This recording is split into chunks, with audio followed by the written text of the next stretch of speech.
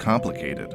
There are so many rules, regulations, and hidden meanings that it's almost necessary to get a manual when you first become attracted to someone. It's scary enough trying to find someone that wants the same thing as you, whatever that may be, without worrying about the million other things that could happen to make such a fantastic experience go wrong. For some reason, today's society views suddenly disappearing from someone's life as acceptable behavior in the dating realm. As many of you know and unfortunately experienced, this concept has been dubbed ghosting, or, in action form, to ghost. This concept more or less applies to those who have been involved with a significant other for some amount of time, from seeing each other for a few weeks, to being together for months, to even longer. This can also happen between close friends, but is especially prominent in the dating world. This awful practice appears to be happening more and more often, but as anyone who knows the basics of psychology can tell you, just because you run away from your problems does not mean they go away. Obviously, having that special someone suddenly beginning to ignore your messages and calls can be devastating. You were so into them, and you thought they were into you, but then they do this? What's up with that twisted little bit of guiltlessness? As someone who has been ghosted before can verify, you feel like a wrecking ball has blasted your self-confidence and self-esteem, especially if the person who ghosted you was your official significant other. Breaking up with someone is hard enough, but this adds even more insult to injury. Quite literally, in fact, this practice is insulting to the receiver.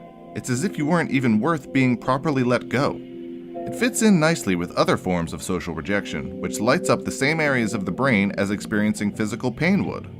Why do people think it's okay to ghost? Why would someone who claims to care for you suddenly send you headfirst into Singletown without explanation, or even grace you with a 5-minute notice? Many think it's a result of fearing conflict when having to confront other people. Ghosting is a convenient way to completely avoid this. Why go through breaking up with someone when you can just bypass that? Researchers have found that using this method of avoidance to break up with someone is one of the worst ways you could end a relationship. The person being ghosted feels most of the blow, but it can also affect the person who did the ghosting. Many of us don't take that kind of crap from people, and in a fit of rage confront the person. This can be especially distressing or humiliating for the ghoster if the ghostee knows where they exercise, live, work, etc. Not to say that they don't deserve this, but it does cause problems and emotional stress for both parties nonetheless. Many feel that the person who did the ghosting probably doesn't care about them anymore since it was so easy for them to disappear abruptly. Numerous professionals disagree, saying that the guilt from taking such a spineless way out of a relationship can have negative long-lasting effects on the person who did it.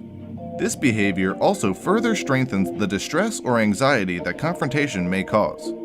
As mentioned before, running away from someone doesn't necessarily cause it to stop chasing you. Breaking up with someone properly, through open communication, no matter how hard it may seem, is the best thing to do, even though it may feel like you're ruining someone's life.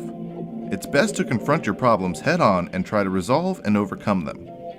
Have you ever been ghosted or ghosted someone? How did it make you feel? Do you think the ghoster did so because they are weak or because they are heartless? Share your comments below. Thank you for watching, and don't forget to subscribe.